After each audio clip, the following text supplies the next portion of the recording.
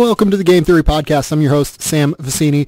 We are presented by CLNS Media. Today on the show, we've got good friend of the program, Cole Zwicker, on. We're going to break down some of these NBA draft decisions that have been made between Daniel Gafford deciding to return to school, Kevin Knox potentially coming back, given some of the statements his dad made late on Monday, and then some of the guys who have already decided to leave for good. We're going to talk about some of the NBA injuries and the way that they could affect the way that the rest of the NBA season goes, including the Celtics and Warriors being down a lot of key guys, actually, at this point. But first, we're going to open on the news of the night, which is got my man Cole here really jazzed up with Markelle Fultz. How's it going, man? This is about as good as it's been in the last month or so. It's such an exciting time. I mean, I was a huge Fultz guy coming out of the draft. I think a lot of people were. So getting him back on the floor at bare minimum was just awesome to see. Yeah, no, it's great to see him back out there. Let's open on that. So Markelle Fultz played, I would say, a reasonably good game. You know, for what could be expected from him coming off of a lot of issues throughout the course of the early season. Was it partially a shoulder injury? How much of it was mental? How much of it is, just things that we don't know in the public? It's very unclear at this stage. But, he plays 14 minutes tonight. He goes 5 of 13 from the field, grabs 4 rebounds, dishes out 8 assists, and has 10 points. What are your overall impressions of what you saw of Markelle Fultz tonight? I think my overarching impression is just he looked like he belonged on the court on both ends. Like from a physical standpoint, he's so big. He's bigger than I recall. Just on the NBA floor, he looks like his legitimate size, like a legitimate two-guard size at the point guard position. Yes, he's long, so he has the dimensions that just fit aesthetically, as well as applying his functional athleticism to the game. He has those kind of physical tools. He started really rough. I mean, the first play he had was a stagger pick and roll turnover where he just ran right into Plumlee. I thought he was kind of sped up in the first half, which is to be expected. He took 2 ridiculous pull-ups over Plumlee on ice coverages. Normally he hits a big with a spin move or a crossover hesitation move, and then he just pulled up, and I think one of them was blocked. So it started out a little rough, but honestly, I think it's about the flashes. We saw the elements made him so alluring, like the quick hitting spin move in the second half, that in-air adjustment craft finish he had.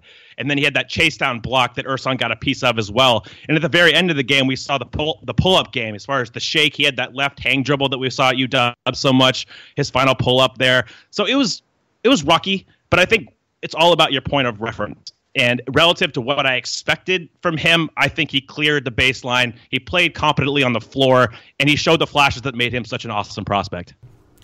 So, yeah, I think there's a lot of reason for optimism, and I think there's a lot of reason for concern as well. So let's start with the fact that, on that first possession, it's a stagger pick and roll, as you mentioned. He runs right into Mason Plumlee, turns the ball over. That was the only turnover he had tonight. I felt like that was kind of a really, really good sign for him. Now, you can make the case that some of these shots he took were kind of turnovers, right? Like, he was out there, he was chucking a little bit. We can say that, right? He definitely took some low percentage shots. Like, you take 13 shots in 14 minutes, you're chucking a little bit on an NBA floor, right? Yeah, and I think a lot of that is guys are just playing off him and enticing him to shoot, and everybody wants to see him shoot, right? So, I mean, there's some pressure to kind of deliver in that sense. We saw Devin Harris. I mean, he was giving him a 5-foot cushion at some point. So I think he definitely felt the pressure a little bit probably to shoot sometimes when he normally wouldn't. But you know what? I'm totally fine with that. I want to see him in situations where he gets the confidence to take shots like that. The fact that he took 13 field goal attempts in 14 minutes to me is a bonus. I love the fact that he was that overly aggressive in a way, because a lot of the concern about this has been about what his mentality going into games would be. How would he react to being back on the floor surrounded by all of this talent that he never really has been surrounded by in his career before, even on a relative scale. I am fascinated by this situation in so many ways, and I'm very fascinated to see how all of this ends up going down, right? I probably don't think he can play in a playoff series right now, and we can talk about that in a minute, because I think we should talk more about the exciting factors of this. But, at the same token, I think there's a lot to be excited about. I think that what he showed tonight, both on the offensive and on the defensive end, given how much of a disaster he was on defense at UW, left me very optimistic in a way that I did not expect to be coming away from this game feeling. I like the aggressiveness point. You don't want to see him tentative coming out of the gate and really hesitant to shoot. I mean, at times he did shoot when he probably shouldn't have, but I'd rather him do that than him just kind of be passive and pass the ball off and not make plays and not jeopardize the defense. He was at least doing that.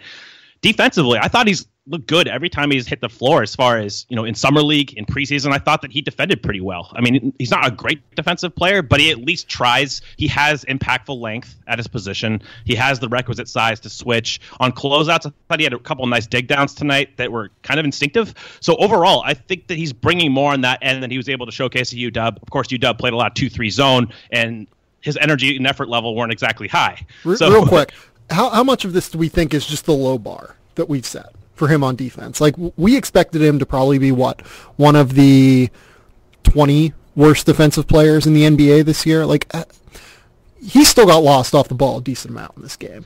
You know what I mean? He's not great. I think it's just, again, it's your reference point. You started out a low bar. If he's passable on defense, if he's a slight negative, that's huge. For most lead guards, if you can get to a level where you're acceptable and he reaches the kind of offensive ceiling that's possible for him, I think that's all you need from him. Right. No, I agree with that. And again, like, it feels like I'm being negative when I'm really not negative about his performance. Like, I'm actually quite positive on what we saw tonight. We saw the vicious spin move in that one situation, at least. I would like to see more of it, and I think we will see more of it as he continues to adjust. His finishing around the basket, maybe you'd like it to be just slightly better, but he showed off the kind of length and burst athletically and bounce that make you feel that once he gets the jump shot and once he gets a little bit more comfortable, just within NBA settings, that we can see how that translates. You know what I mean? Yeah, he definitely needs the threat of his shot. He always needed the threat of his shot. That was what opened up the rest of his game. He's more of a deceptive dribbler with a shake than he is just a raw, pure burst guy. Like, he even had problems turning the corner against Plumlee tonight in certain settings. Like, he set Plumlee up really nice on a side ice pick and roll where he gave him a jab step and then beat him baseline to the basket. That's the kind of way that Markelle's always won. It's with deception. It's with his handle. So you saw tonight, he's not a crazy athlete as far as getting separation with pure speed and verticality. Like, when he goes vertical at the rim, he's more about, like, contorting his body like we saw, and he has the kind of bend to adjust in air, but he's not he's not going to go into traffic and dunk on, like, a center, like, consistently. That's not his game, consistently, really. But he can do it. He can. Yeah, he can definitely play above the rim, for like, sure. There was that one play where he got the ball dislodged a little bit. I think it was in the first burst, and he went up for a dunk and, like, kind of hung on the rim to avoid, like, stepping on Jamal Murray afterward. Like, he actually got up pretty high there. He's kind of got the ball stripped. You know what I mean? Yeah. He could jump. He's just not, I wouldn't classify him as a nuclear athlete. I think if you were expecting him to be like this top shelf level athlete, he's a peg below that, but he makes up for it in different areas. Right. So I think that, like we have said at the top here, there's a lot to be excited about. Now, I don't think that they can probably play him consistently in a playoff series based off of what we saw tonight.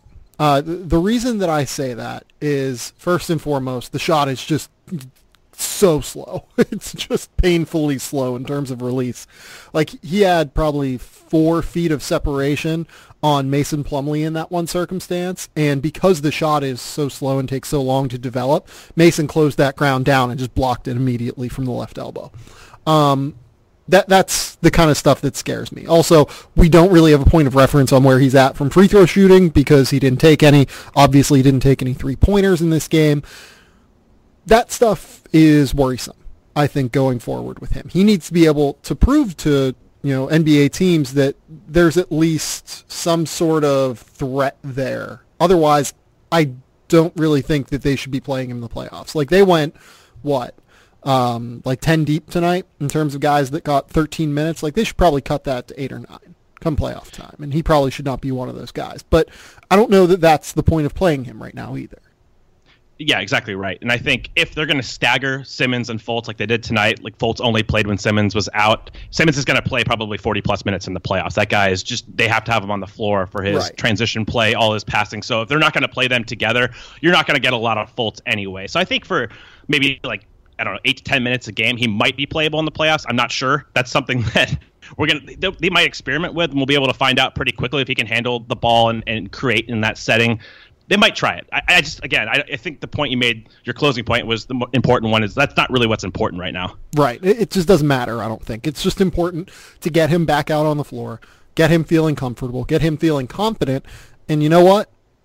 Based off what we saw, I think that there's a lot of reason to feel pretty good about Markelle Fultz right now if you're the Philadelphia 76ers, especially just given the impossible low from which we started as of like 2 months ago, even, where these videos were just like floating out there online of this guy who can't shoot the basketball anymore, who just like looked, in a lot of ways, given what we saw from him at Washington, he just looked broken, basically. And the fact that he's at least able to step on an NBA floor, look like a competent backup point guard, that says a lot to me that he's probably going to be fine, I think. I agree, and it's his first game back again. It's not like this guy had a ton of like in-game experience. He's just stepping onto the floor and actually looking like he belongs. I think that goes a long way in showing that he's going to be okay long term. We don't know about the upside yet. How much is the shot going to progress over time? Is it going to get back to UW level? That's hard to say. I mean, he hit 2 pull-ups at the end. Some of the shots he took tonight again were contested shots that took a longer release. I don't know how much you can really project that moving forward. But the key takeaway is if your bar was insanely low with his mechanics coming into this, at least he gave you some room for optimism. The last question here on Markelle Fultz. If we were redrafting the 2017 draft, I saw that, good friend of the program here, Mike Schmitz, tweeted out from over at ESPN, he would still take Fultz at number 1. Do you think you would still take Fultz at number 1? Because all three, between you and I and Mike included, we all three of us had Fultz at number 1. Would you still feel that same way? That's an impossible question right now. It is. I mean, but what? It's definitely a in the moment decision. But every time that there's a draft, it's always an in the moment decision too. Absolutely. I think it's so hard with this sample because I think that Fultz has the most talent. I always felt like he was the most talented player in the draft. I think he felt the same way. With how Mitchell's progressed overall and how Tatum has played, it's really hard to say concretely that he's the number 1 pick. I would put them all in the same tier, though, and I would still lean towards Fultz's talent, but it's just impossible to know without knowing where the jump shot goes. If he doesn't have the same caliber of jump shooting, it's hard for him to live up to the level that we thought he could. I will say that I would take both Mitchell and Tatum over Fultz right now, but I do think I would take Fultz at 3 right now. I was someone who was super high on Tatum coming into the process, obviously. He's basically done exactly what everyone could have hoped for, so that's why there. And then with Mitchell, that guy's just a superstar, man. I mean, he has the it factor. He has the mentality. He keeps getting better every single time that we see him on the floor. And plus, he's already developed into an incredible shooter. I think his athletic upside is probably a little bit higher than Fultz's to begin with. A little bit better dimensions. I think he's 6'4" with a 7-foot wingspan as opposed to Fultz, who's 6'4.5" with a 6'10" wingspan. Bit bouncier, as we saw in the dunk contest. Ability to shoot off the bounce has improved dramatically over the course of the last year. I think I would take Mitchell still, but Fultz is still right there within that top tier, I think.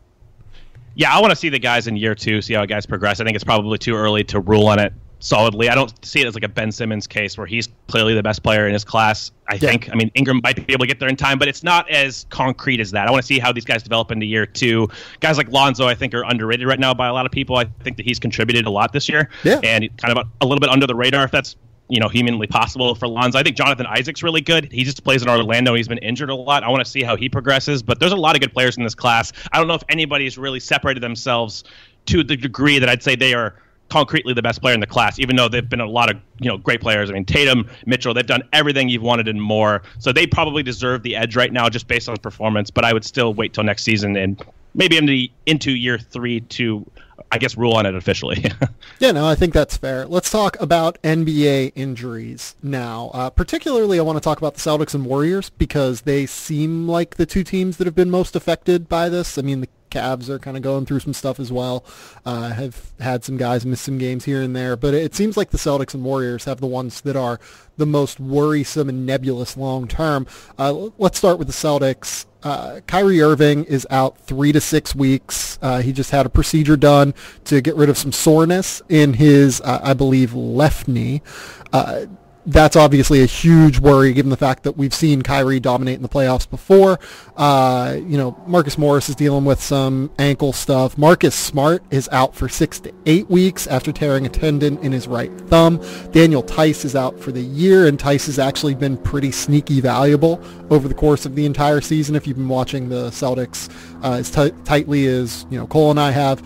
So that kind of leaves the Celtics now in a situation where Al Horford, Jaylen Brown, Jason Tatum, the god Terry Rozier, and hopefully Marcus Morris are going to be their playoff unit. And that's pretty scary if you're a Boston fan, I think. Their culture and just how they cultivate their players and the system that Brad Stevens runs Tremendous. It's ridiculous, and it can keep them afloat in the regular season. They deserve a lot of credit. The young guys deserve a ton of credit. Jason Tatum, Jaylen Brown, we've talked about that, filling a role and really excelling. It's hard to profile them as being dynamic in the playoffs without Kyrie Irving, though. As good as Al Horford is, and I think Al Horford's always been underrated. He's a fantastic player, but you need that primary creator type. You need that firepower from Kyrie. So right now they're projected to play Milwaukee in the first round. Yep. Milwaukee probably has the best player in that series regardless, but that's a pretty large drop-off from Giannis to Horford as far as self-creating in the playoffs. Yeah. That's tough. That's tough to survive in the playoffs when you need your stars, and they can only take so much water in that boat as far as, continuing to win. I mean, they've won 6 of their last 10, won 3 in a row. Testament to them again, but it's hard to stay afloat in the playoffs without your stars. Yeah. It's hard for me to see how the Celtics create offense against like a super switch heavy style like Milwaukee will probably employ in the playoffs, where I would imagine that Giannis will get significant minutes on Horford, right? Like they'll probably play Giannis some minutes at center. They've been experimenting with it recently. Would not surprise me if we saw those kind of lineups, and in those kind of lineups, like it's hard for me to see how the Celtics really do much offensively. Like this has been an offensive team this year that has struggled occasionally to get shots even under the best of circumstances with Kyrie. They're 16th in offensive rating this year with Kyrie for most of their games. This is not a good offense whenever they're forced into tougher situations like this. So I worry about that. I worry about the fact that, these try-hard teams often kind of falter in the playoffs a little bit. But part of me just wants to buy into their culture. Like part of me just wants to say, you know what? The Bucks have a interim head coach, a roster that hasn't really gelled throughout the course of the year, a rotation that right now it's set, but it's not like entirely set given like all of the pieces that have been added in the midseason between coach, between Jabari, between the fact that like Sterling Brown plays a decent amount now, like occasionally here and there, like the fact that Eric Bledsoe got added midseason and Malcolm Brogdon, has obviously missed some time here. Like there's just a lot going on in that entire organization right now.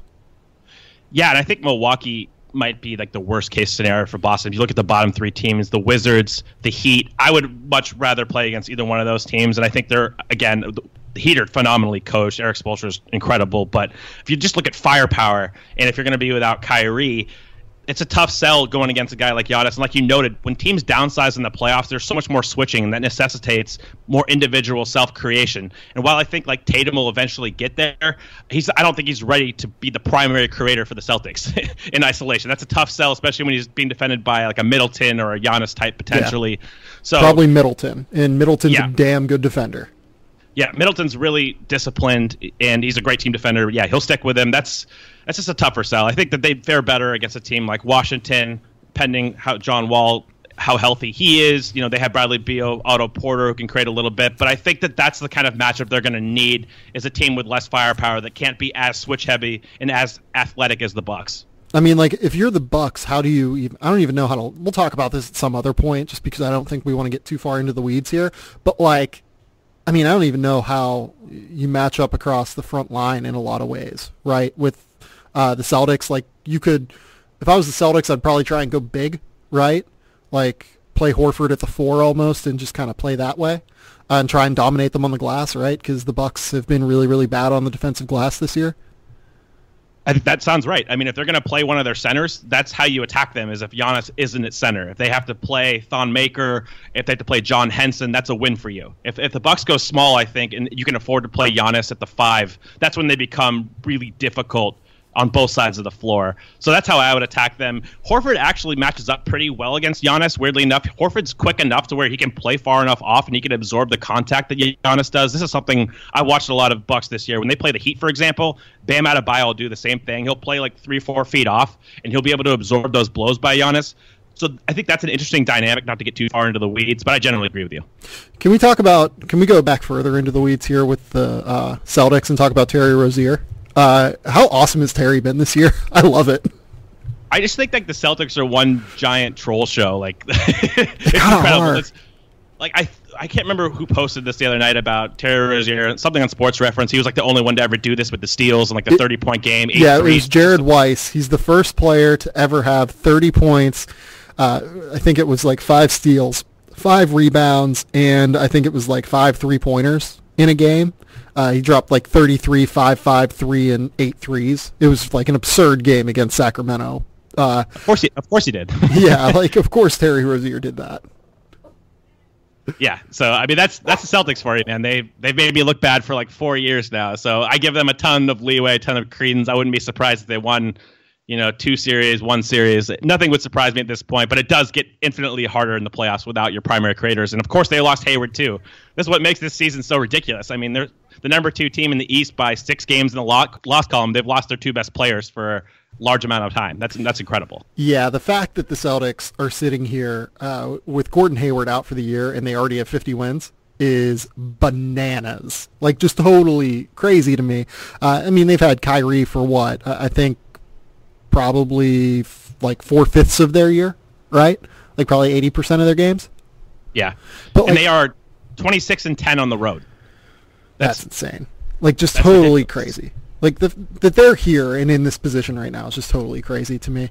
I am concerned though about them in the playoffs just because self-creative abilities become so much more important. Even if they were to get by Miami or Milwaukee, it will probably be. They have to hope to God it's not Washington. I think Washington gives them a lot of problems. Washington right now is sitting at 40-33, and John Wall will be back very, very soon, I believe. So they just really have to hope that they don't get stuck there. Yeah, that's a really interesting dynamic. I'm sure we'll break that down in the future. I just think that, Washington from a spacing standpoint with Otto and Beal running off screens and how aggressive the Bucks defense is, you don't want to concede threes to the Wizards. But this goes into the conversation we had before is the Wizards have been moving the ball so much more without Wall as far as everybody kind of running this motion type scheme with Satoransky and really swinging the ball and taking the open shot. I think that can give the Bucks a ton of problems. But if you play more like the Celtics, just a regular, that's what, yeah. Well, no, I was arguing that entire thing wrong. I was talking about a Wizards-Bucks matchup. That is impossible. So let's proceed. Well, the thing with the Wizards, though, is, and I'll just kind of pick up off of this, I mean, they've lost 5 of 7. They've lost, I want to say 8 of, 12 or something like that, 8 of 13, maybe, 8 of 12. That ball movement scheme has quickly kind of dissipated and made us remember just how good John Wall is. At a certain point, you just need stars. You need your superstars to come through, and I think that's going to be the key for the Wizards more than anything. They just need a healthy John Wall. There's apparently a report out there that John Wall's down 10 to 15 pounds and isn't 100% sure when he's going to be back, but I mean, I'd imagine he's going to be back at some point, maybe by the end of the year and hopefully for their first playoff series and then go from there. And if that happens, you have to feel pretty good if, they're sitting at in the 7th seed and John Wall is returning against a Celtics team without Kyrie Irving potentially. And then you just unleashed Terry Rozier as the best player in the series, and that would make a lot of sense. It would make the most sense for Boston. Let's talk about the Warriors real quick. The Warriors are also in a fascinating spot right now because Steve Kerr has said that Stephen Curry will not play in their first round series. They're obviously dealing with quite a few other injuries here, like Kevin Durant has like a fractured rib. Draymond Green has missed like a game or two here and there with like a pelvic contusion, I guess. Klay obviously has the fractured right thumb that has held him out, and if he's anything less as a shooter because of that fractured right thumb, that's a significant worry too. I just don't even know what to think of the West now because of the fact that all of these injuries have befallen the Warriors. Like, if Steph's healthy by round 2, then maybe we don't need to worry. But like, there's a lot of reason for concern, I feel like. Yeah, and there's so much up in the air. It's hard to really even analyze the setting right now with how much movement there is at the lower half of the West too. Right now, they're slotted to play the Timberwolves. That could be the Spurs. That could be the Pelicans. That could be the Jazz.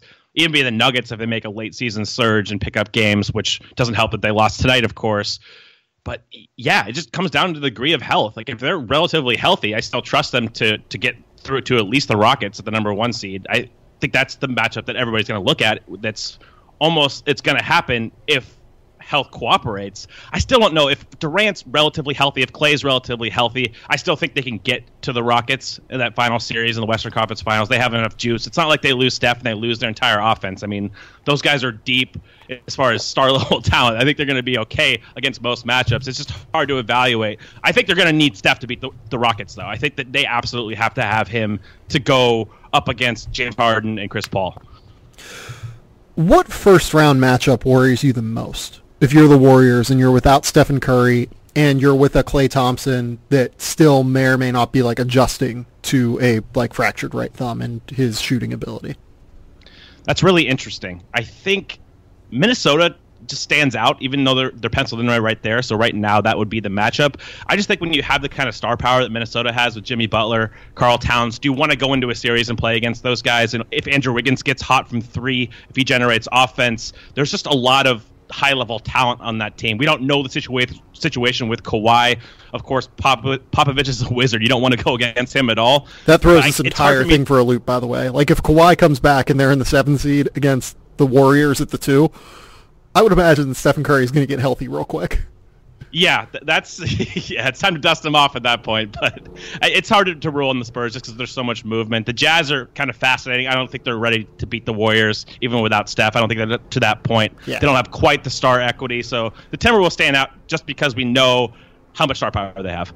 Yeah, like what we see from Towns and the way that a guy like DeMarcus Cousins, for instance, has given the Warriors issues in the past with their center position. A Timberwolves matchup really interests me. I would be a little bit worried insofar as this team has kind of been a dumpster fire without Jimmy Butler, and it could take some time to readjust to Jimmy Butler coming back. That might give the Warriors just enough juice, but I think that is a matchup that scares me. I think that the Spurs certainly scare me. The Pelicans don't really scare me all that much, even though Anthony Davis is terrifying, right? Yeah, Anthony Davis is going to do a number on the Warriors. He did last time. We talked about this last time. We talked about Davis and MVP. Yeah. Like, even as a 20-year-old, he gave Draymond Green a ton of problems, but he's not enough. Yeah, I don't think he's enough as long as they have like 3 of their top 4.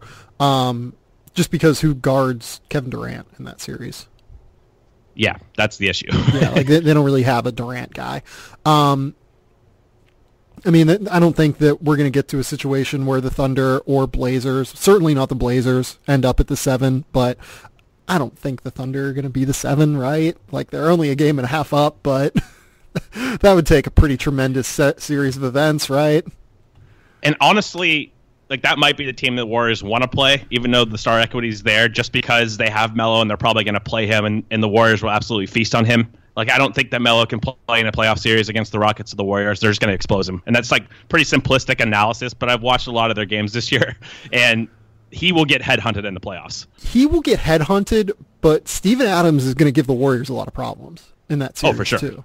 Like, he's developing into the kind of center that really gives the Warriors issues. Yeah, he'll definitely. I mean, if the Warriors go small, he will bludgeon Draymond. He's going to take a lot on his body for sure. That's the kind of physical center you want. I mean, ideally you want Embiid, who's more functionally capable on ball and that can really make Draymond pay inside. But Adams definitely does a number on basically anybody he plays. Let's talk real quick about Kawhi Leonard. This Kawhi Leonard situation is just bizarre in every single facet, right? What do we make of the fact that, like, Tony Parker came out and said, my quad injury was 10 times or 100 times worse than what Kawhi's is, and I was out here playing and I was out here doing this. Like that was pretty weird, right? This whole thing's weird. It's second only to Fultz. All the process with him this year was probably the weirdest encounter or weirdest news story I've seen in the NBA. This is getting close to that, though. You just don't really know what to expect. It's just bizarre, man. It's really weird. I don't really know what to make of it. Like, I guess that the guys who are speaking out about this are Manu Ginobili and Tony Parker. And I thought that Steven Jackson and Amin El-Hassan on ESPN one day made a really apt point. Like, this has to be coming from Popovich in some way, right? Like, this has to be a situation where he's trying to, do something to, spur something, which is a terrible, regrettable word to use now that I realize it. But he's trying to, get something going there, I feel like. And with Kawhi in the playoffs, this Spurs team is terrifying, I think. We have a high-level LaMarcus Aldridge who is carrying this team on his back, who should be an All-NBA player, in my opinion. We have DeJounte Murray, who is figuring some things out. And then we would have, guys like Pau Gasol, who have been there before. We have, Tony Parker and Manu Ginobili, who I still would be terrified to play in the playoffs, even though they are problematic in a lot of ways. These teams, this is a good team. You throw Kawhi Leonard into that. The fact that they're 43-31 and have guaranteed themselves a winning season without Kawhi Leonard is insanity to me. And that's another testament to the culture there, similar to Boston. Some of these infrastructures that they have just produce winning basketball year after year. I mean, the Spurs are sustainably successful because of their culture. But you look at them defensively with Kawhi. How many teams can throw out a lineup of DeJounte, Danny Green, Kawhi Leonard, and LaMarcus Aldridge at the 5? They can switch a ton. They have the personnel to really stick with some of these teams. I think they're a nightmare matchup if they play smaller against a Rockets or a Warriors. Nobody wants to see those guys. Yeah, who's their fifth? Maybe Patty Mills is their fifth in that scenario? Yeah, it's possible. Patty Mills has been fine, I would say, this year. Rudy Gay. Maybe Rudy Gay is your fifth? Yeah, and that's potentially a really awesome 5. I mean, they can switch a lot. They have Danny Green to guard kind of the smaller guys. He could put him on Steph. You could put Kawhi on Draymond and switch all those actions. They know how to play, of course, and they're going to scheme better than almost any team, even though Popovich did get his ass kicked by Billy in the past. But for the most part, he's won his individual matchups. So that's a team that just has the personnel. They have the coaching equity that nobody wants to see, especially in the 7 spot. Yeah, Rudy Gay over the last 15 games since he's been back from that little spout that he had of injury, he is averaging 11 and 5 per 19 minutes a night. That's a scary guy. I know that Rudy has his deficiencies, but he's a guy who can create his own shot, who can play a small ball 4, who can be a little bit interchangeable athletically with Kawhi Leonard. Certainly not in terms of defensive ability or anything like that, but whenever you just have similarly sized guys who can at least match up athletically with certain dudes, it gives you a lot of versatility, even if one of those two guys isn't a great defender. Yeah, so few teams have the kind of wings and a bigger point guard like DeJounte and Murray. So when you pair that with Danny Green, Kawhi Leonard, Rudy Gay is not really uber switchable, but he presents some matchup problems as a small ball 4. Then you have LaMarcus, who can play in space relatively well at the 5. Just few teams have that kind of infrastructure, and then you combine that with the experience and the coaching. Nobody wants to see the Spurs. If none of the top flight teams want to see the Spurs at the 7 spot if they have Kawhi Leonard. Yeah, there's no question there. That is a terrifying potential outcome for any team that is in the top 3 to 4 seeds, really, given the fact that I guess the Spurs are only a half game out of the 4 right now. How crazy would it be if they were the 4 seed, by the way, given all of their turmoil throughout the course of this season. That would be just Pop being a complete and utter wizard. Let's get into some draft stuff, Cole. So I guess that the first place we should start is just like what we saw over the course of the weekend. How much college basketball did you watch? All of it, pretty much, except for I missed one of the first Elite Eight games. I don't think I caught the Loyola game in full. Doesn't seem necessary for you from an NBA perspective. I guess, what has been your grand takeaway of this NCAA tournament from a draft perspective so far? Well, at least we got Villanova versus Texas Tech. I mean, that was the matchup that I wanted to see personally. I mean, Kansas Duke was fantastic as well. But let's talk about Villanova, Texas Tech, because I have wanted to talk about Zhaire Smith. I have him on this list of guys we have to talk about here. What did you think of that game from a scouting perspective? I think he had a little bit of problems with Jalen Brunson. I think most of it was technical on the ball. You can see that he wasn't directing Brunson into screens. He was kind of leaving him open a little bit, and Brunson beat him a couple times handily on ball, which was, a testament to Jalen Brunson too. He's got underrated shake. But for the most part, I thought that he was fine. It was his typical kind of performance. He's not functionally gifted yet as a handler. So we saw him in a couple of tight space situations lose the ball when he tried to create in space. I thought his shot looked pretty good. I think he started the game. He hit the first 2 baskets for Tech. One of them was a spot 3. When he has time and space, he's fine. I don't think he's a knockdown shooter by any means, but when you give him space, I don't think the guy's Andre Robertson where you don't have to guard him. Like, he can make threes when he's open. And he's shown the ability over this course of the season occasionally to get to his step back. He just rarely has self-creation opportunities. So overall, I thought that it was pretty to form as far as his performance, maybe a little underwhelming on the defensive end. But we saw, again, the offensive rebounding. This guy is ridiculous instincts-wise and his jumping ability on the offensive glass. I think that's going to be a really dynamic tool for NBA teams at the next level because he can crash from the wing spot, but he also has the speed to recover, so you're not wasting a big in transition potentially. Like, he can still get back because he has dynamic speed. So overall, pretty to form. I will start with some of the things that I liked and go towards some of the things that I disliked in general about him. So in terms of things that I liked the fact that because teams were giving him, that was the scout, just to give him the 3-point shot. I like the fact that he took at least 2 threes in every tournament game. That was very impressive to me, and he knocked down at least one of them in every tournament game. It's a small sample, but it at least portrayed a confidence to where if you're going to give him the shot, he's going to take it. And I know that he shot like 45% from 3 on like 40 attempts this year, probably 40 attempts exactly. I liked the fact that he was at least willing. It's still a slow jump shot, but it's a jump shot that you aren't going to be able to leave alone. Number 2. That game against Florida was one of the most impressive games by any player in this tournament, I think, so far. Like, having gone back and watched it. That was the night that Laura and I were out for our anniversary dinner, so I didn't get a chance to see it the first night that it actually got played. I went back and saw it. After I saw his stat line, he was unbelievable in that game. He was the absolute best player by far. He goes for 18 points, 9 rebounds, 7 assists.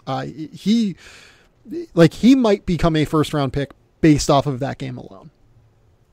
He was incredible in that game. You got to see the passing acumen. He's not a high-level passer, but he moves the ball, and he has some vision off drives. Like, he can drive, and he knows kind of where guys are. That just goes to his overall basketball intelligence, which for as functionally gifted as he is as an athlete, what I like about him so much is he pairs that with instincts on both sides of the ball, and you could see that passing manifest in that game. He moves off of the ball really, really well. That's a very, very important aspect for him. He needs to become as adept at back cutting as I think Andre Robertson is.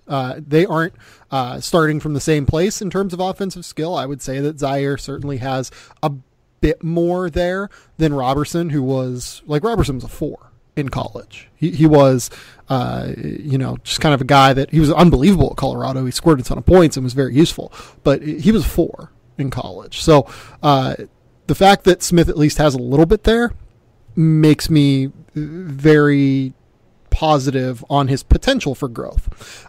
Defensively, he's obviously very, very good. I don't think we really need to get into that, right? Like, instinctually, he's incredibly smart. He's a freak show athletically, and his length looks pretty good. I don't think he has like super elite length. Do you? I'm usually pretty bad at pigeonholing length specifically, but he definitely doesn't look like he has elite length. What would you say his wingspan is? Like maybe like 6'9", 6'10"? Does that make sense, or not even that long? I'd guess like 6'8", 6'9", at 6'5", right? Like that seems about correct. Yeah. So like a solid +4 wingspan, I would say, but not like anything wild. Where I'm at with him in terms of declaring for this year, because we both agree that he is a prospect, like no question. He is a guy that NBA teams need to get eyes on as soon as possible. Now that he can't be watched anymore, it might be a little bit too late in season, but he's a guy that NBA teams, I hope, got eyes on throughout the course of the season and will need to get eyes on throughout the workout process if he decides to declare, which he said after the game, I guess whenever he was asked in Boston, that it was a possibility that he would declare without an agent. I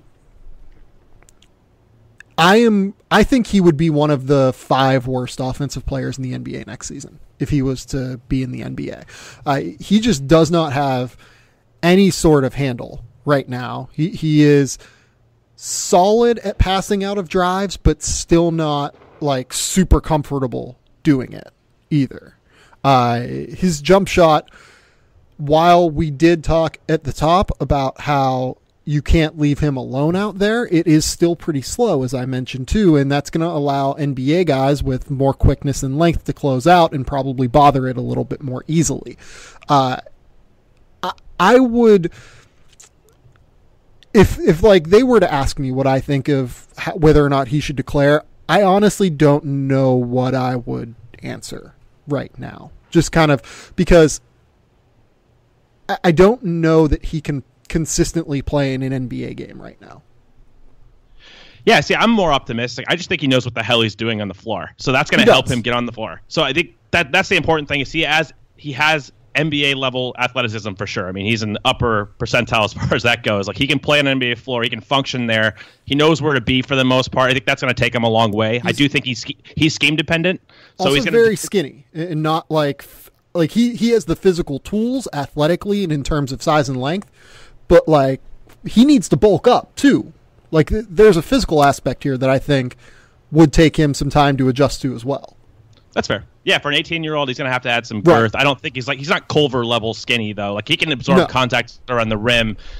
It's just going to depend on scheme. Like, it depends on what his responsibilities are. If he can just cut off the ball, if he can spot up and kind of attack a closeout, which is what a lot of young wings, secondary handler types potentially do, I think he can thrive in that role. I mean, I'm not saying he's going to be a high-level shooter. That's really where the value comes in, is how good of a shooter do you think he can be from the off.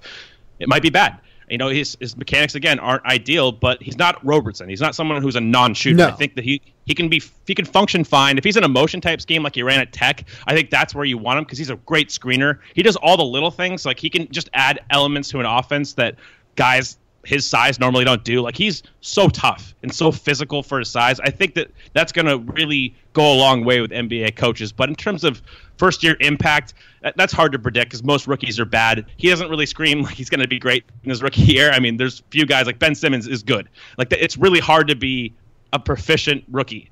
But long-term, just having his baseline functional athleticism with a skill baseline as well and his IQ, like, I'm all in on the guy. We've already been over this, though. Right. Like, you are very in.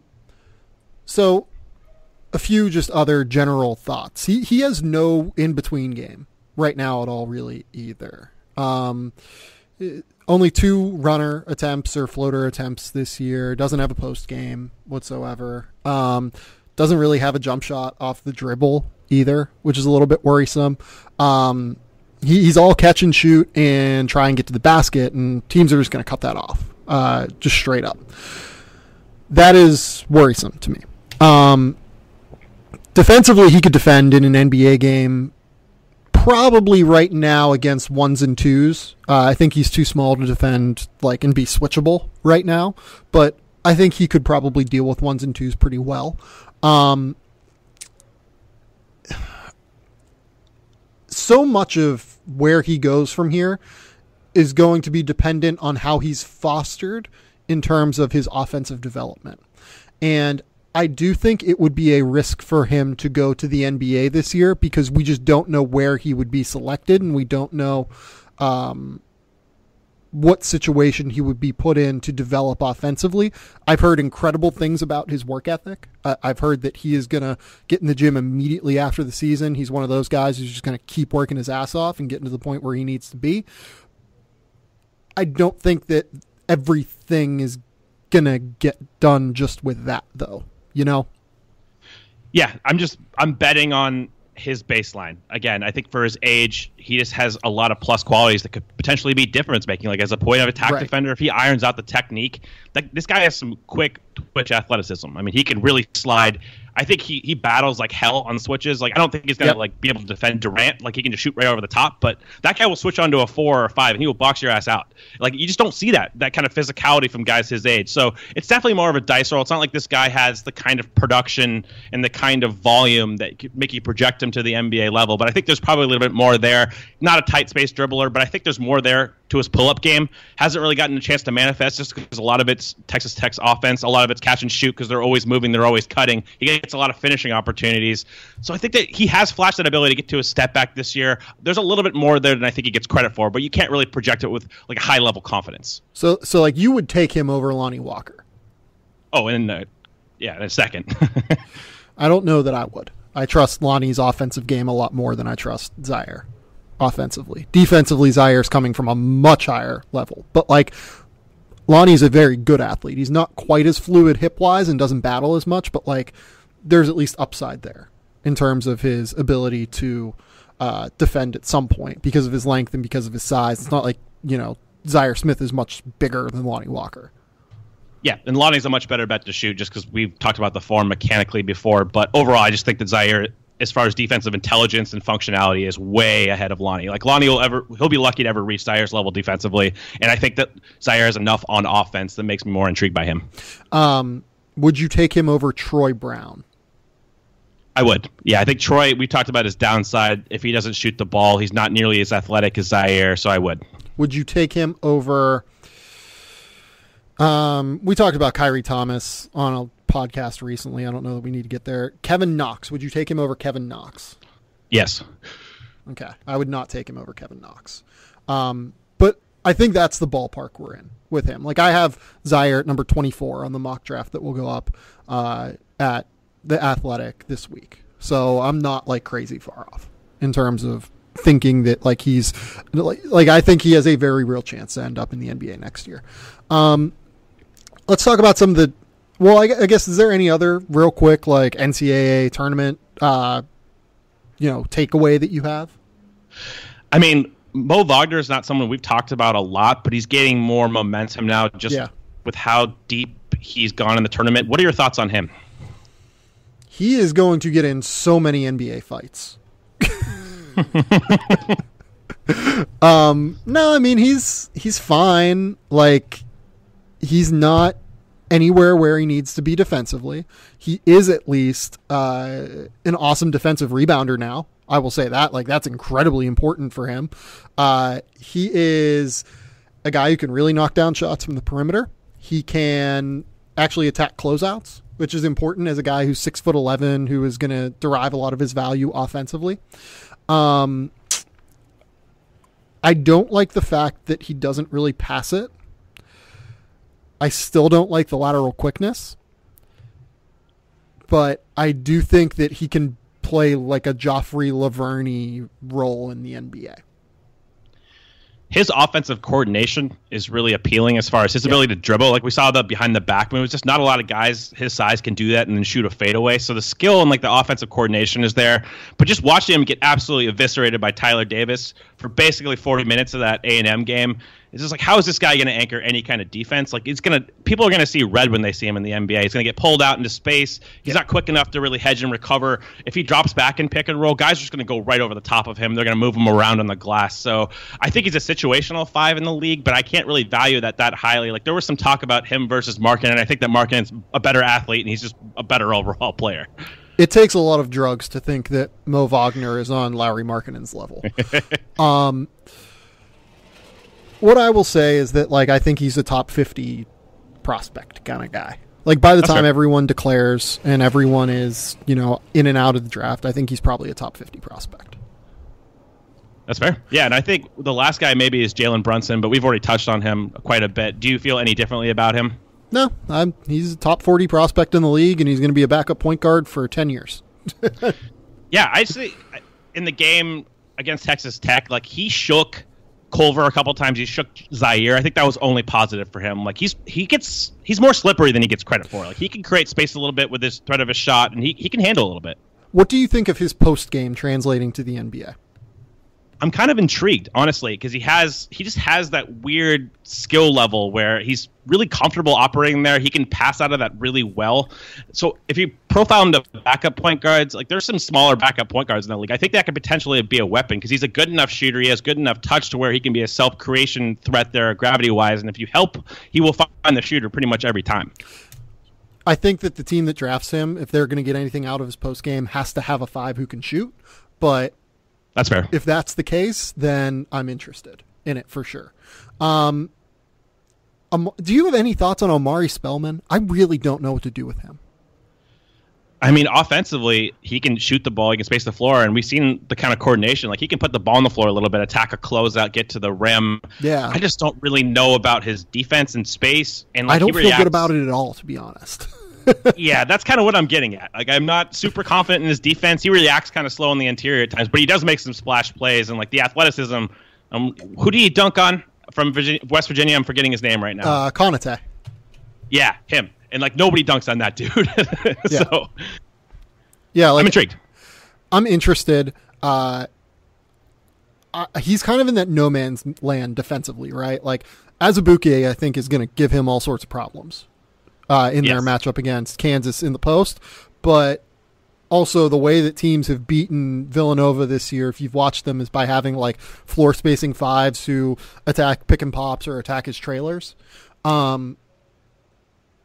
That is scary to me. The fact that he really doesn't have a defensive position, but, you know, is like a Murray Spates kind of guy, maybe, like in 2 years, maybe.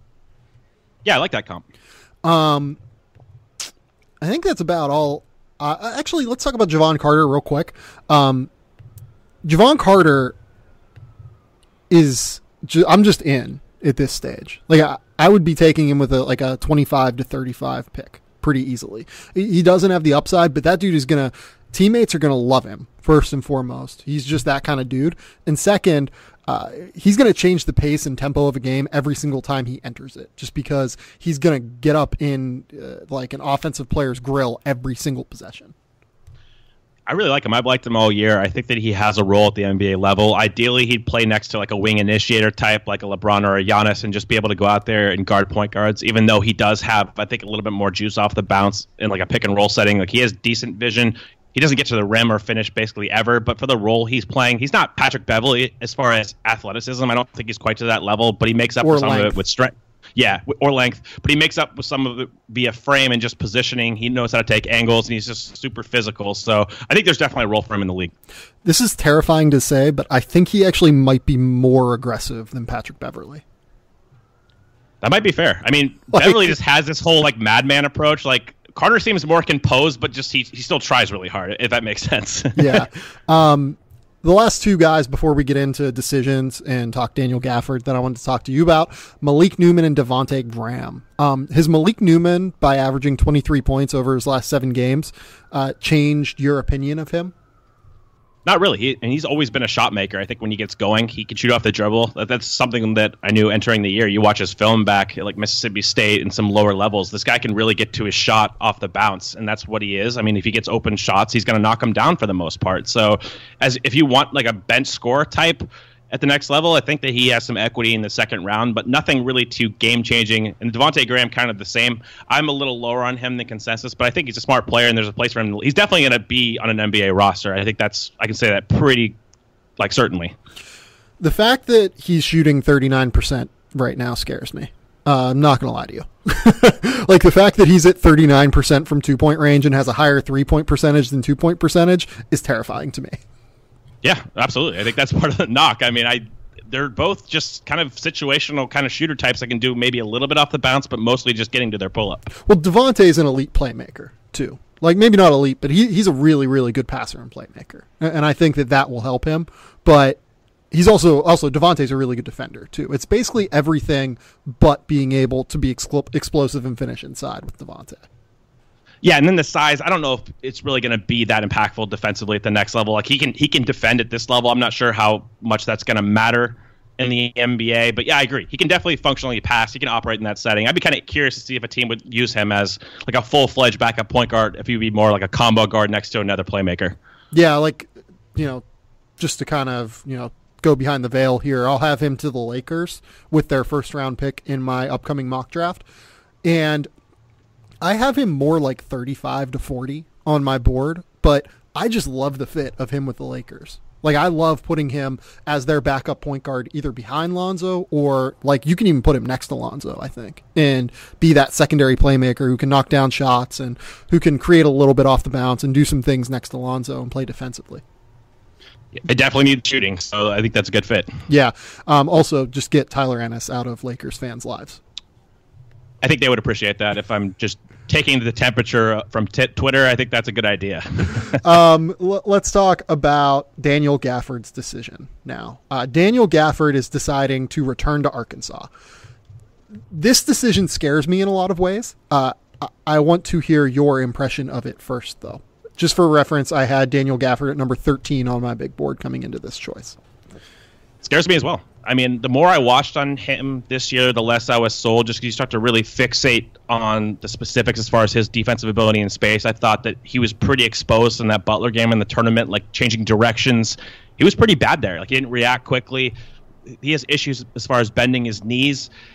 Like, right now, I think his stock was so high just because of his motor and just the effort he gave as a play finisher. I mean, his finishing stats are pretty good in conjunction with how hard he plays. Like, what is he really hoping to improve on? It just kind of like reminds me of what we just saw with Robert Williams. I mean, I'm not sure the situation that Gafford returns to. You know much more about that as far as like who they have next year, what the surroundings are going to be. But just Williams coming back, and now we know he can't shoot. You know what I mean? And like he came back into the same setting with playing the four. Gafford, what is he hoping to really show improvement in? Like, does he think he can shoot? Does he think that he's going to be able to like dribble competently as far as like in a face-up setting? I don't really know what he hopes to gain by this. Maybe you can answer that. So I think it's more a question of like readiness than anything. Like, I feel my guess is he doesn't think he's ready to be in the NBA. And I think for a lot of players who expect to be there, be in college multiple years, it's really hard to just make the decision on the fly after a season ends in a limited period of time to just decide to go pro. Right. That makes sense. In Gafford's case, I do think he's going to be able to shoot next year. Just kind of having talked to people around that program, how, much of a sponge he is, how he really kind of picks up everything and kind of learns a new skill every single like day, and every week he gets better and better. I think he's going to be able to shoot next year. We saw mid-range jumpers from him throughout the course of the second half of the year. I think that's going to be in his skill set next year. The problem that I've got is that I don't think he's going to be able to create next year. I just don't think he's going to be able to create off the bounce, off, any sort of, ability beyond just posting up. And that's not like something NBA scouts are looking for right now. Unless you're like posting up smaller players and just taking advantage of that matchup. So who's going to be around him to make plays then? So Jalen Barford is gone. Daryl Macon is gone. Even their like third guard, Anton Beard, is gone. Right now, they do have like a, what is supposedly a good recruiting class. No like elite level players, but they have some good players coming in at least. I mean, it's like they don't really have any JUCOs coming in as far as I know. The funny thing is, like, they had Nick Weiler-Babb for a while. Nick Weiler-Babb would really help them going forward. This is one that scares me. This is one that scares me a lot, actually, because I just don't know where he kind of, who gets him the ball. Where does he, what spots is he getting the ball in? I think he's always going to play hard which gives him a leg up on Robert Williams. Robert Williams knows he doesn't always play hard, and I think that can be the frustrating thing with him sometimes. And he'll just tell you I'll take possessions off, or I'll get mentally, I'll be out of it mentally or something like that. That's what scares me, or that's what scares me with Robert Williams. That thought process doesn't come in with Gafford at all. And I think he's going to tangibly improve. I just wonder how much of that shows through and how much of it ends up, actually being on display because of the teammates that will be around him. This will be a team with 0 seniors unless they take in a graduate transfer next year. This will be a team that doesn't really have anyone to really consistently be a threat next to him that has been established already. So I don't know. It's a scary one to me. I mean, from the situation you described, it seems like he would be featured in the post maybe as the fulcrum of the offense. I think he will be. Yeah, that's kind of, it's fine, but it doesn't do a lot for his projection. I'm looking at what valuable attributes that he has that he could show that would be alluring to NBA scouts. And the shooting is the main one, getting him in pick and pop situations, showing some shot diversity, attacking a closeout. That's the kind of stuff that he's going to have to show to make a difference from where he is right now. Passing he's just featured too. in the... Yeah, I already think he's a pretty good passer. I mean, he's shown proclivity this year to pass out of the post. If he starts really improving, showing some short roll stuff, that'd be more interesting. But I think overall the key is I think he's going to have to shoot for this to be a worthwhile endeavor for him. Yeah, he had a 6% assist rate this year, which is not great. Even though I think I agree with you, he did show some proclivities to be able to pass. I'm interested. I'm interested in how this goes, and I really hope for the best for him because I haven't heard anything bad about the kid in general. He's supposedly just awesome. I'm a little bit worried, though. I'm not going to lie to you. Real quick, before we get into this rapid fire on decisions here, Kevin Knox is, I guess, his dad came out on Monday night and said he might end up returning to Kentucky. Do you have any thoughts on Kevin Knox potentially returning? I think he should declare. That's usually my response for basically everybody for the most part. If he's a top 20 guy, which I think he still is, again, I'm going to ask you the same question I did for Gafford. What do you think that he would really improve upon if he went back to Kentucky? What would be the emphasis that he'd have, and what we would want to show scouts that he can do on an improved rate? Oh, if Kevin Knox hit 40% from 3 next year and average 20 points a game, which I legitimately think would be possible, he would go up. That's interesting. I think that's probably right. I think he would have to show more dynamism creating off the bounce as far as pull-ups, as far as, maybe running a pick and roll or just playing more in isolation and kind of being a go-to scorer type. If he continues to show off-movement shooting like he's shown on those baseline flex cuts, I think we already kind of know he can do that. And the shot, I think, isn't everybody pretty high in his shot translating overall? I think that's the main allure with him, right? If you don't think he can shoot at a relatively high rate, why would you invest a potential lottery pick in the guy? So I don't know. I go back and forth with him. I think if he shoots the lights out, that always helps. But I think he's going to have to show more to his isolation game, his creation game, maybe show some creation for others, acumen, for it to be worthwhile for him as well. Because I think he's I think he's an instincts guy that is. I don't think the whole game is there for him on both sides of the floor. I don't think he feels the game well. And the more you subject that guy in college, I think the more you pick somebody like that apart. So next year's draft is not good. He seems like a guy that could really rise up next year if things broke right. I don't know how much Daniel Gafford can help himself next year because he's on a team that probably won't make the NCAA tournament, on a team with a lot of questions at guard. He has to rely on players to get him the ball. Kevin Knox, I think Kevin Knox could really help himself next year. You look beyond RJ Barrett and Cam Reddish, there's no one I'm super excited about. Romeo Langford too. I really like Romeo. I think he'll be a top 5 pick, but for instance, so here, I pulled up NBADraft.net. Say what you will about NBADraft.net, but it's at least a relative look, right? And here are the names, Rui Hachimura, Rui's good, but he's not there yet. Zion Williamson, who we've talked about, we have concerns with. Sekou Doumbouya, Naz Reid, Chris Wilkes. I have Chris Wilkes at 60 on my board right now. O'Shea Brissett is a lottery pick here. Kellen Grady from Davidson. Like Amari Spellman's in this first round, who we just talked about, like is a Maurice Spates. Jerome Robinson, who I think might end up declaring this year. Like they still, I mean, Marquise Bolden's in here, but like that's the kind of guys that you're dealing with, right? Like there's no one for next year out of this recruiting class that like makes you stand up outside of RJ Barrett, Cam Reddish, and I mean Zion Williamson makes you stand up, but like he's a scary projection at the very least, and Romeo Langford. So like you're talking about like 4 or 5 guys, and the rest are going to have to be college kids who return, and Kevin Knox can help himself there, I think. I think it's definitely possible for sure, but you also have to account for guys rising. Like nobody saw Trae Young coming and like being this established kind of player. So guys are going to rise as well. I think there's definitely circumstances where it could help him. I always just am skeptical about that, especially with a guy like Knox, where I don't think he's a crazy athlete. I think he's actually kind of limited with the ball. And if that's what he needs to show, outside of just being, a knockdown shooter, I'm not sure if he's going to be able to show that as a go-to guy. Does he really want to put that on tape as far as him trying to create as the primary fulcrum of an offense if it doesn't work out? I think that's dangerous. Yeah, no, I agree. It's a dangerous call, especially when you're a top 20 pick, and I think he should go at the end of the day. Don't get me wrong. But like, there's at least an interesting devil's advocate argument against it. Yes, I agree.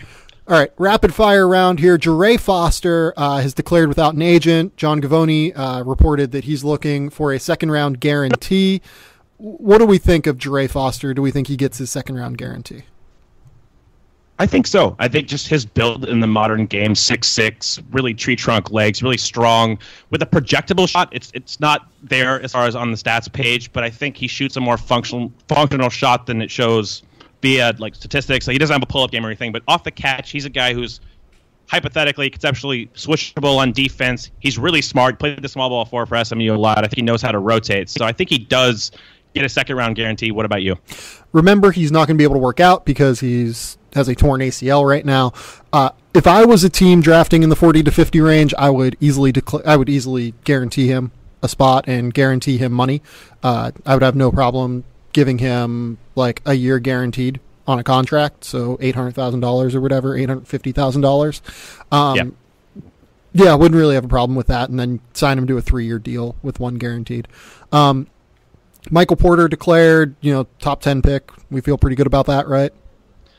Yeah, I don't really see a scenario, or at least a realistic scenario, that has him anywhere outside the top 10, even with his injury situation, unless just the medical is just ungodly bad. I still don't really think he'll fall outside the top 10. What about you? Same deal. DeAndre Ayton, he's good. He's okay. He's proficient. Trae Young, he's good. I mean, do we worry at all about him? Like, I think he's a guaranteed top 20 guy at the very least. Probably has a ceiling as far as like 5, right? Yeah, if he goes outside the lottery, I quit. That's it. That's it for me. Big Bob Williams declared while standing a foot away from me in the locker room. Do we have any thoughts on Big Bob returning to school and whether or not he helped himself, hurt himself, where he's at? I definitely like the breaking news aspect from you. That's awesome. I think he definitely hurt himself. I think he could have gone in the top 10 last year. When you talk about that big class with Zach Collins, Lauri Markkanen, there wasn't really another guy. Like Bam Adebayo went lottery, but I think that Robert Williams would have gone higher. And now I think he's just kind of exposed because now people harp on all the issues that you brought up with his attentiveness defensively, checks out, the motor's inconsistent, and now we kind of know he can't shoot, right? I think a lot of guys after his freshman year are like, this guy might be able to shoot, and now we're like, the sample's too big. He's made no improvement this year as far as his shooting ability, so I think it hurt him. I will say this. By the time that the draft process ended last year, I don't think there's any chance that Bam Adebayo would have gone lower than him. Interesting. Just like Bam made a very strong impression throughout the pre-draft process. I think Williams is going to be okay during the pre-draft process. He's going to test out of the gym. His length is going to be great. He's certainly matured a lot. Like I remember when I talked to him in Anaheim, whenever he had that breakout Wooden Legacy event, he was kind of shy. He didn't really, like, it didn't seem like he really totally understood what was happening to him as like a breakout player, but like he's a lot more mature. He's a lot more vocal. Everyone on that team says he's like taking on a massive leadership role. I like that aspect of it, and I think that's going to play up for NBA front offices. honestly, I think that he didn't really help or hurt himself either way, but he just lost a year of earning potential. Yeah, that's fair, and that's definitely a loss overall. I think when you get a year away from making money or whatnot, that's an interesting point though about his leadership. He did fill a role. I mean, he did go back to A&M. He filled a role that wasn't high usage. He kind of played off of Tyler Davis at the 5, so that probably gave him a little bit of credit there. Yeah, Bruce Brown at Miami has decided to come out and test the waters at least. What do we think? I still have him as like a late first, early second. I think you're a little bit lower on him, though, and I would like to hear about where you're at.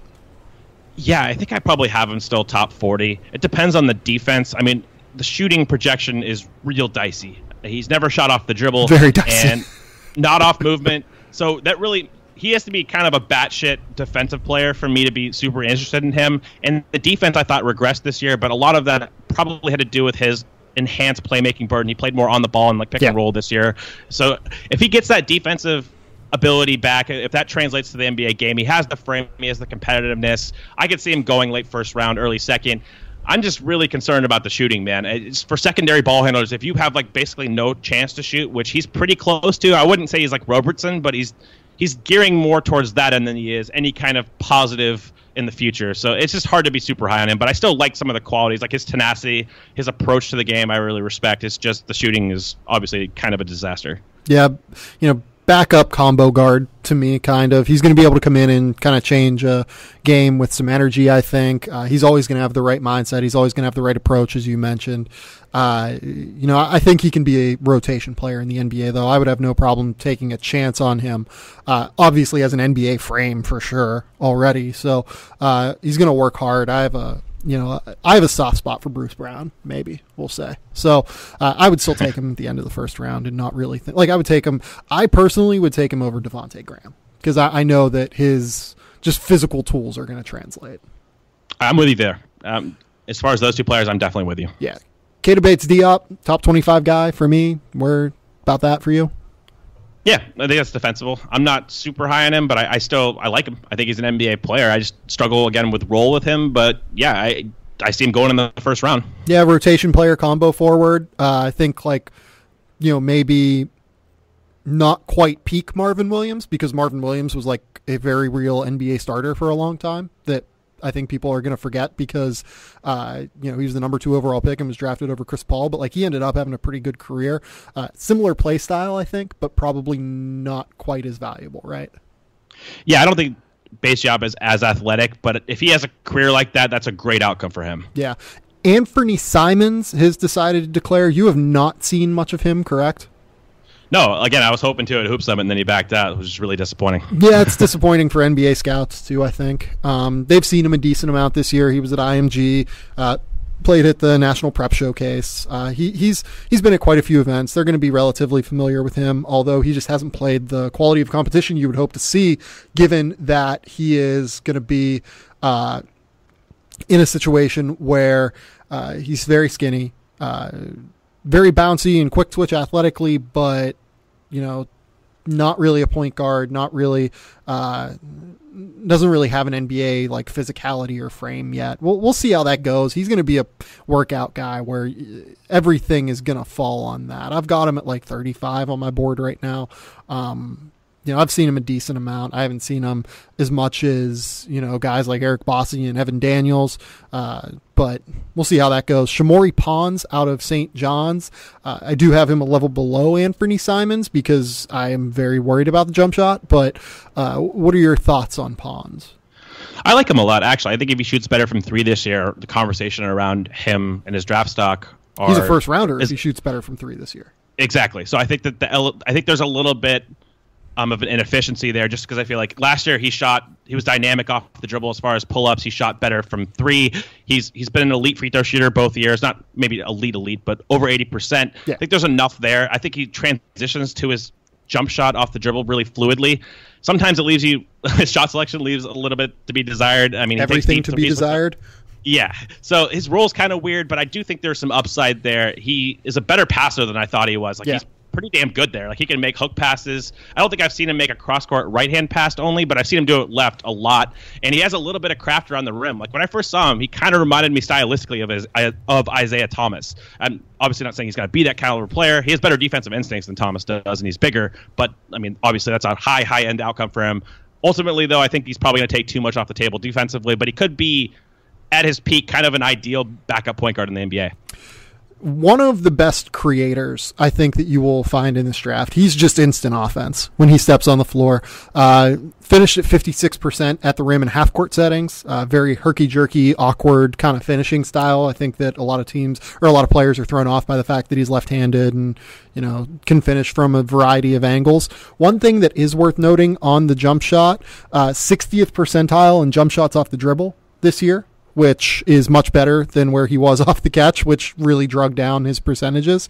I think he can be a combo, like, scoring lead guard kind of guy off the bench in the NBA. Wouldn't be a crazy draft pick for a team, I don't think.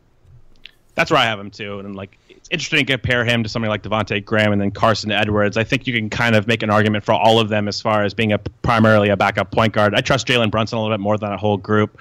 But I do see a little bit more upside with Pons. Like, if he hits, I think he can be actually like a valuable, you know, rotation piece. Yeah, I was going to say, that's actually a really good question. Who would you take out of Shamori Pons, Carson Edwards, Devonte Graham, Jevon Carter, and give me who's a fifth, another point guard? Let's see. Let's start with those four, I guess. Yeah, I think I would lead Pons there, honestly. I just think he has his creation for others, his kind of craft, like you noted, around the rim, and his pull-up game, I think just gives him a little bit higher upside. Carter, I really have to see the situation to really buy in. If he's asked to do things he's not supposed to, I could see a situation where Carter's the best there, but I think I would lean Pons in that group. What about you? I think I would go Jevon Carter. I really just trust the ability to shoot off the catch, shoot off the dribble. A little bit, doesn't really have shake, but like he's a little bit better with change of pace than I thought he was. Kind of coming into the NCAA tournament. And he's just going to change the tempo of a game. Like he is a tailor-made role in the NBA for me. I think I would probably take Devonte Graham next, but like the more I think about that, the more I'm questioning it. Yeah, that's fair. And I think Jalen Brunson, it's really close with him and Pons for me. I think I might lean Pons just because of the upside, but Brunson he just seems so safe to me, man, in so many different respects. It's going to be hard to talk me out of him. Yeah, I would take Jalen Brunson over him for sure.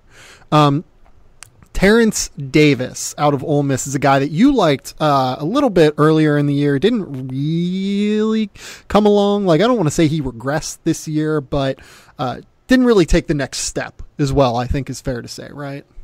Exactly. I think he's tantalizing as far as athleticism. I mean, he has a legit first step and burst, and his shot it looks projectable enough. He shoots off movement. He can run at high speeds and kind of square up quickly. I just don't know how much the overall package is really there. Like he has a good frame. I think he defends okay at best. I just don't know if the instincts are really there to match that. He seems like kind of an inefficient scorer type right now. He'd really have to shoot the hell out of the ball to have value. Really interested to see if he gets a combine invite. I think he probably will, but I don't think it's certain. Lindell Wigginton out of Iowa State. Like, I would give Lindell Wigginton a combine invite before I gave Terrence Davis one. Do you have any thoughts on him? I watched him more recently, just going back over because I didn't watch a lot of Iowa State this year. I mean, that one dunk he had, was just, I didn't know he could leap like that. Like, I had no idea he had that kind of athleticism. I saw him at the Hoop Summit last year, and I was like, okay, he's fine. And then this year I watched him back, and he's more dynamic than I thought. He's quicker with the ball. His shot off the catch is there. I think he's a high-level shooter potentially. Off the dribble, it hasn't really been there last time I checked, and that might be tied into shot selection. But I think he should go back and kind of refine his playmaking for others because that's one element that I don't think he has right now. He just absolutely baptized Kadeem Latin on that dunk. That was nuts, dude. I had no idea he could do that. I'm not going to lie to you. 31% percentile on runners this year, 31% actually on runners as well, which is funny. 50th percentile in finishing at the rim despite that bounce, 29th percentile in jump shots off the dribble, really good jump shooter off the catch, as you mentioned. Yeah, I think he needs to go back and develop that scoring ability off the bounce because he has to be a lead guard at the next level. He's obviously not a guy who's like an elite playmaker right now either. I would like to see him go back and really kind of hone in on being able to score as a lead guard. I think he's one of the guys that could actually help himself going back and just I getting agree. a more projectable game. So I think that's what he should do. But, having him at the Combine would be fun. Similarly, I feel Carson Edwards is kind of like the evolved version of Lindell Wigginton, right? Pretty much, yeah. I like Carson Edwards. He's a little bit smaller than Wigginton, not quite as long as Lindell Wigginton, but also he was like an elite offensive player this year. Like he was 94th percentile off the dribble, was a solid passer, can catch and shoot. The problem is he can't really finish around the basket, and he's not like an elite level playmaker either. Yeah, he's another one of those kind of bench scorer types who can come in and get hot. Like his off the dribble shooting stood out right away. I mean, the way he was being defended against Tech, like when their big didn't get out on him right away, he was knocking down that deep three. So that really stood out to me. But is there enough else in his profile to make you any interested outside of maybe like a late second round pick? I haven't watched enough of him to say, but he doesn't seem like quite a good enough finisher or playmaker for others that would really get my attention. Yeah, I think that he would probably be drafted. I do not think that he would go in the first round. I agree. Jalen McDaniels. How much of Jalen McDaniels at San Diego State have you seen? A fair amount. I know who he is as a player. I think he played for Federal Way in Washington in high school or something around there. I think he's from Washington. But Federal Way is right. Yeah, so I think that's probably like 45 minutes to me. But I do think he's a high-level athlete as far as his mobility on the floor. He slides well. He's a pretty damn good leaper. It just comes down to the size, man. Like, he's a narrow build, but I do think his shot is better than he gets credit for. Like, I watched him shoot recently, and I was like, this guy has a projectable shot. Like, you can see him hitting a pick-and-pop kind of three. I know he gets the Jonathan Isaac comparisons. I wouldn't go that far, but I can see it kind of with the way he's built. I would like to see him return. I think he's a guy that could really help himself by returning. In this draft, yes. I think he's probably like a second-round flyer, just given like the fact that he's a forward, like a big man essentially. Maybe even like a 4.5 if he would be able to put on a lot more weight. But I think he's a guy who could really help himself if he can show that he can shoot, if he can continue to capitalize on the athletic gifts that he has shown so strongly throughout the course of his freshman season. The last guy here I have is Robert Franks out of Washington State. Any strong opinions? I only saw Franks a couple of times in Pac-12 play. Like I think I watched them when he played Oregon, and he didn't pop at all for me. I've gotten some people that have reached out and be like, "What do you think of Franks?" So I'll go back over his tape, but I have not honestly seen a lot of him. Yeah, I mean, he's a guy that started the season really, really well, but the more that I watched him in Pac-12 play, the more I kind of thought he's just a guy with a really good frame. Like I think he's 6'8" with like a 7'2", 7'3" wingspan. Really, really good frame, very, very long and physical. Shot 40% from three on 160 attempts this year.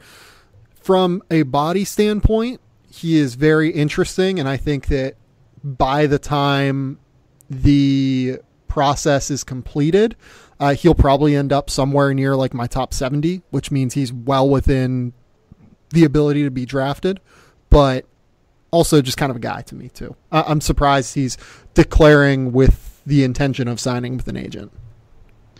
Yeah, I mean, I wouldn't say excited to go back and watch him, but I'll definitely go back and view his tape and see what there is to work with there. Yeah, no, for sure. Cole, that's all I got for you. Anything else you want to talk about? Two guys really quick. Shake Milton, what do you think he'll do? Where do you have him ranked? I have Shake Milton is like a late first, early second guy. Still love the versatility as like an off-ball combo guard, 6'6" with a 7-foot wingspan, shoots 40% from three and can really pass it. That plays as a backup guard. To me, like if I was a team like Portland drafting late in the first round, that makes a lot of sense to me.